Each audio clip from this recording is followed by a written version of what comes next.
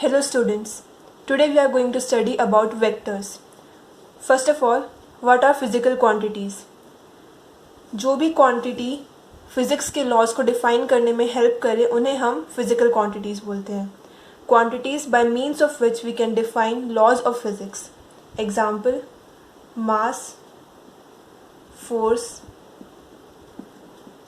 Energy, etc. Next, what do you mean by magnitude? Magnitude means numerical value with its unit. For example, 25 Newton. Here 25 is numerical value and Newton is its unit. Next, 12 meter per second.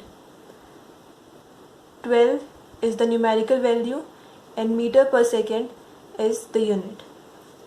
Now, on the basis of direction, physical quantities are classified as scalar quantities and vector quantities.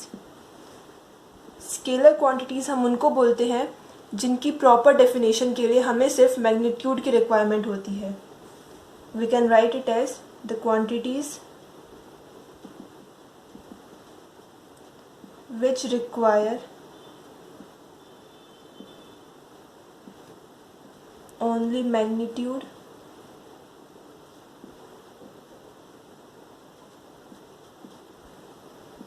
but not the direction for their complete definition.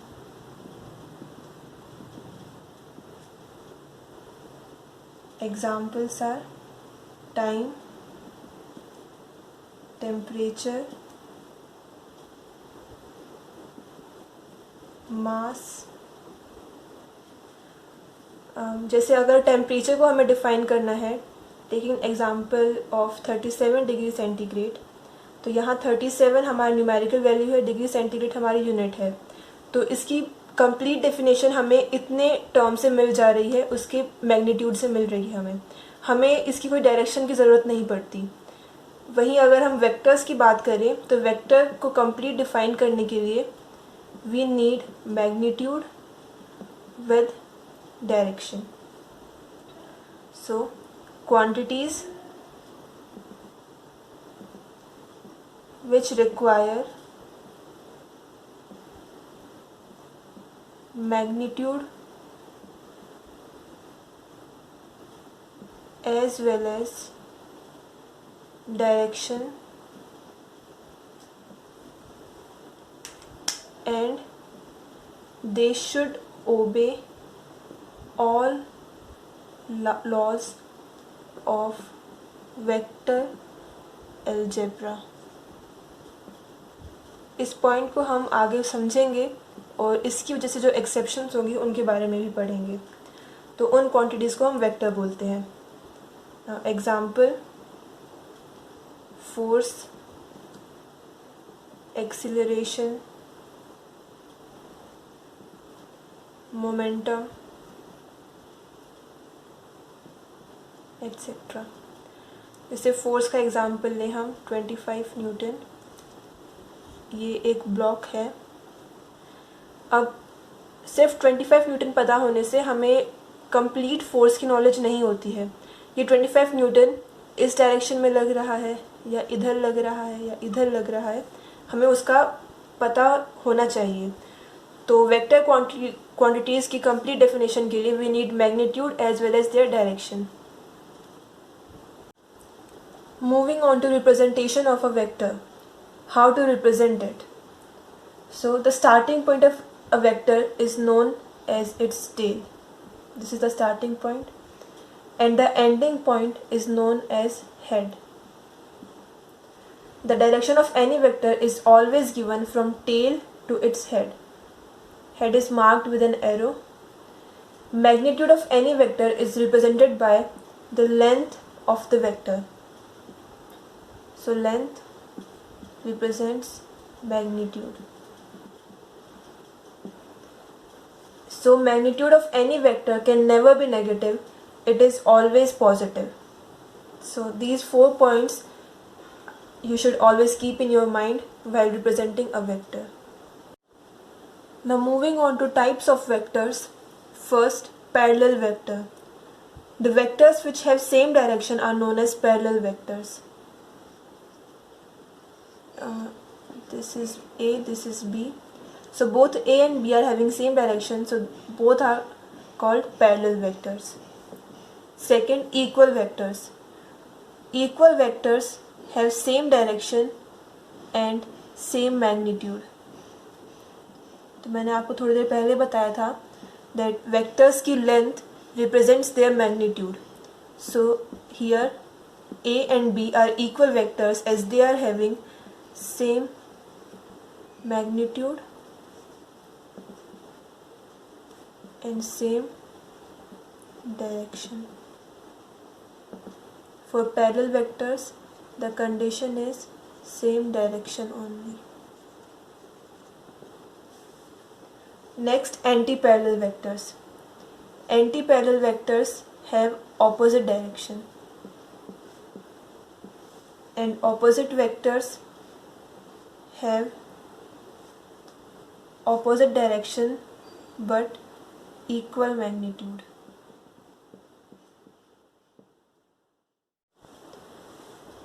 Another point is that an angle between anti-parallel vectors and opposite vectors must be 180 degree.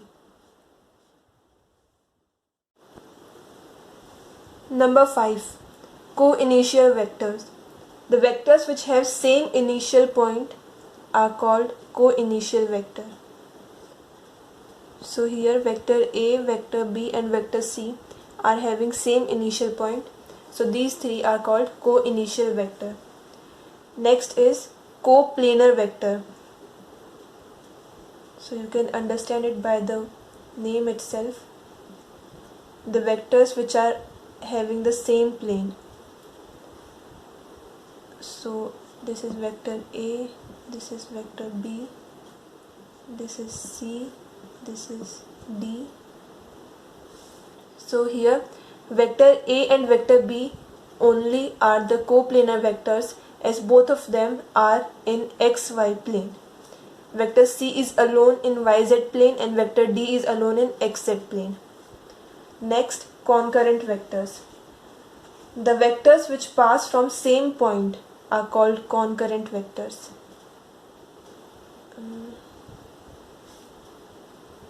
So here this is vector A, vector B, and if we extend vector A behind and vector B, then they are passing from the same point, and let another vector here be C. So here vector A, vector B and vector C are concurrent vectors as they pass from same point. Next is unit vector. So a unit vector are those vectors whose magnitude is 1. So unit vectors are used to represent the direction of any vector. We can write any vector as its magnitude plus its direction. This cap symbol represents unit vector. Here A cap is unit vector. So unit vector is equal to vector upon its magnitude. Number 9. Collinear vectors. So here also you can understand by its name, collinear vectors are those vectors which lie along the same line. Here vector A and vector B are collinear. C and D are also collinear. So the angle between collinear vector must be either 0 degree or 180 degree. Now the last is axial vectors. So the vectors which are used in rotational motion. axial vectors are used in rotational motion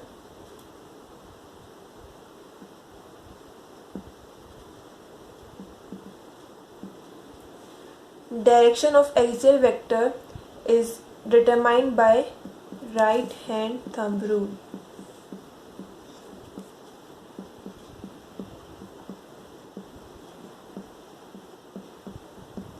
According to this rule, you have to curl the fingers of right hand in the direction of particles motion. Now the direction of your thumb represents the direction of vector. So if some particles in rotational motion are moving in this direction, that is anti-clockwise,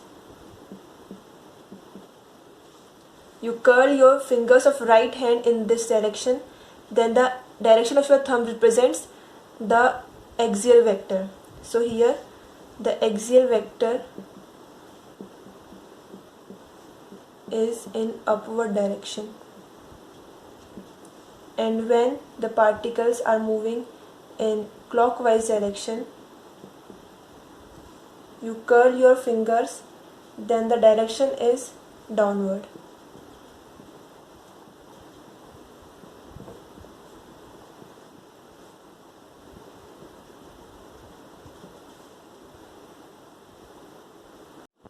Next, let's study about how to determine angle between two vectors. There are two types of angle, true angle and false angle. So, when two vectors are connected by tail to tail or head to head, then the angle between them is true angle. In both these cases, the angle between the vector is true. जब भी कोई दो vector, या तो जैसे इस case में दोनों वेक्टर्स का टेल साथ में कनेक्ट हो रहा है, यहाँ दोनों का हेड साथ में कनेक्ट हो रहा है, तो इन दोनों के बीच में फिर जो एंगल बनेगा उसे हम बोलेंगे ट्रू एंगल. लेकिन अगर कोई vector head to tail connect हो रहा है, यहाँ पे वेक्टर ए का हेड वेक्टर बी की टेल से कनेक्ट हो रहा है, तो इस केस में जो यहाँ पर एंगल बनेगा वो ट्रू एंगल नहीं होगा. तो ऐसे केसेस में हमें ट्रू एंगल निकालने के लिए इस थीटा को 180 में से माइनस करना पड़ेगा, 180 माइनस थीटा. ऐसा हमने क्यों किया? क्योंकि लेट से हमने इस वेक्टर ए को लेफ़्ट शिफ्ट किया, वेक्टर बी वही है, जो वेक्टर ए पहले यहाँ था, वेक्टर ए, उसको हमने यहाँ शिफ्ट कर दिया. ये अब वेक्टर ए बन गया, यहाँ से हमने उठा के यहाँ रख दिया. तो पहले एंगल थीटा हमें ये गिवन था, तो ये होगा 180 माइनस थीटा. और इस केस में दोनों वेक्टर्स का टेल कनेक्ट हो रहा है, तो ये एंगल ट्रू एंगल हो जाएगा. अब इस पे एक क्वेश्चन करते हैं. ये एक ट्रायंगल गिवन है, A vector, B vector and C vector. हमें निकालना है angle between vector A and vector B. तो हम देखेंगे वेक्टर ए और vector B head to tail connected है, तो इनके बीच जो एंगल 30 डिग्री है हम उसको माइनस कर देंगे 180 में से, तो आ जाएगा 150 degree. Now angle between vector B and vector C. Vector B and vector C are connected head to head, तो that mean 60 degree is our true angle. तो यहाँ 60 degree. Vector C and vector A are connected tail to tail, तो जो ये angle है वो भी हमारा ट्रू एंगल है. अब वो 180, क्योंकि एंगल के ट्रायंगल के सभी एंगल्स का सम 180 होता है, तो 180 minus 60 minus 30 is equal to 90 degree. तो angle between vector C and vector A is 90 degree. अब तक हमने जितना पढ़ा है उस पर कुछ क्वेश्चन करते हैं. आपको बताना है which of the following relations are correct. First is A B vector is equal to B A vector. तो ए बी वेक्टर और बी ए वेक्टर का मैग्नीट्यूड सेम हो सकता है, लेकिन उनकी डायरेक्शन सेम नहीं हो सकती, क्योंकि A B vector starting from A and ending at B. तो ये वेक्टर तो ऐसा है, starting from A and ending at B, while B A vector is like this, starting from B and ending at A. दोनों की direction opposite है, भले ही दोनों का मैग्नीट्यूड सेम है, तो ये स्टेटमेंट हमारी फॉल्स है। Next is A B vector is equal to negative of B A vector. तो ये पॉइंट आपको याद रखना है कि जब भी सामने नेगेटिव साइन आ जाए दैट मीन्स कि उस वेक्टर की डायरेक्शन ऑपोजिट हो गई है। तो पहले अगर ए बी वेक्टर ऐसे था और बी ए वेक्टर ऐसे है, तो ये नेगेटिव साइन आने पर ये डायरेक्शन यहाँ से हटकर यहाँ लग गई है। तो अब दोनों वेक्टर सेम हो गए, मैग्नीट्यूड सेम है, डायरेक्शन सेम है, तो ये स्टेटमेंट हमारी ट्रू है। Next is this is mode. तो मोड, जब भी मोड लग जाए तो हमें सिर्फ मैग्नीट्यूड कंसिडर करना होता है। तो magnitude of A B vector is equal to magnitude of B A vector, this is true.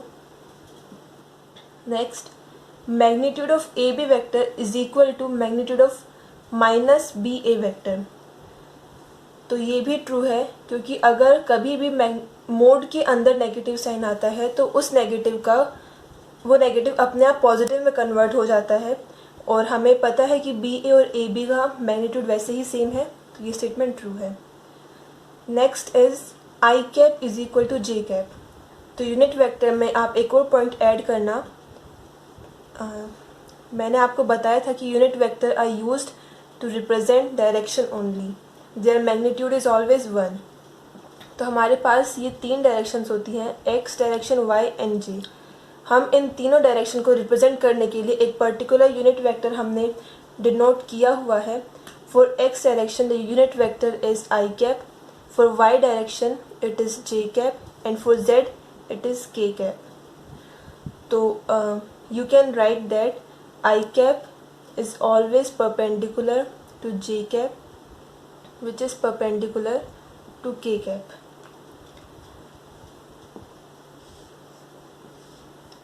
तो अब यहाँ आपसे पूछा है I cap is equal to J cap, तो ये यूनिट वेक्टर है, इनका मैग्नीट्यूड तो भले दोनों का 1 होगा, लेकिन इनकी direction I cap is perpendicular to J cap, not equal to J cap, तो ये स्टेटमेंट फॉल्स है। And last is mod of I cap is equal to mod of J cap. तो दिस इज ट्रू, क्योंकि दोनों का magnitude 1 है, it is also equal to mod of K cap. एक बार रिवाइज करते हैं हमने जितना पढ़ा है अभी तक। फर्स्ट, पैरेलल वेक्टर्स जिनकी डायरेक्शन सेम होती है उनका मैग्नीट्यूड छोटा बड़ा हो सकता है। इक्वल वेक्टर जिनकी डायरेक्शन सेम होती है और मैग्नीट्यूड भी सेम होता है। Anti parallel having opposite direction. Opposite vectors जिनकी डायरेक्शन ऑपोजिट होती है लेकिन मैग्नीट्यूड सेम होगा। Coinitial starting from the same point. Coplanar which lie in same plane, जो सेम प्लेन में प्रेजेंट हो, X Y Z. Concurrent vectors जिन vectors को आगे या पीछे कहीं भी एक्सटेंड करने पर वो एक सेम पॉइंट से ओरिजिन हो, उन्हें हम बोलते हैं concurrent vectors. Collinear vector which lie on same line, angle between them can be 0 degree और 180 degree. Unit vectors are used to represent direction, इनका मैग्नीट्यूड 1 होता है। There are 3 unit vectors I cap, J cap and K cap. Axial vectors right hand thumb rule की help से जो vectors हमें पता चलते हैं,